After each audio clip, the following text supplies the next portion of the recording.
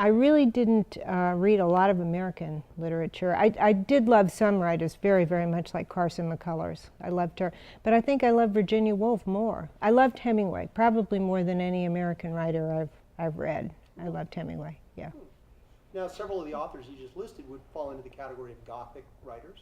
They would, they would. Was that a specific interest of yours, or did that just kind of come along with reading all of these other things? I thought of myself as reading the classics. I mean, of course I was reading Gothic fiction. I mean, Jane Eyre and Wuthering Heights are, in a way, Gothic. Strictly speaking, they're not. But they're certainly highly romantic. And they are certainly classics. And that's what I was doing, was trying to learn from the masters. But of course, the novel of Charles Dickens that I love the most is the novel Great Expectations, with Miss Havisham in her spooky house and tattered wedding gown, and that's a very Gothic Dickens novel. So I think I always did warm to descriptions of the dark side, because I felt there is a lot of darkness in each of us, actually.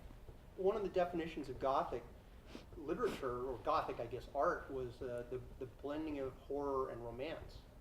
Yes. And that pretty much describes to me a lot of what you've written. I would say that I certainly blended horror and romance in Interview with the Vampire. Oh, absolutely. Yeah, I made the vampire romantic. That was what I was bound to do there. And in doing that, you seem to have if not reinvented, because I think Dracula had a certain amount of sex appeal.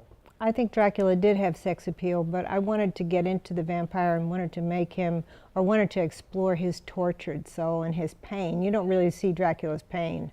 You might see his rage when the stake goes in, but you don't really see an interior conflict going on, or a tragedy being played out.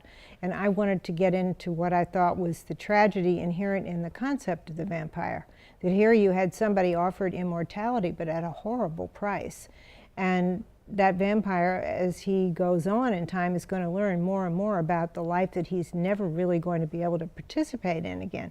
So I was very intrigued by all that. I think the concept of the vampire is incredibly rich.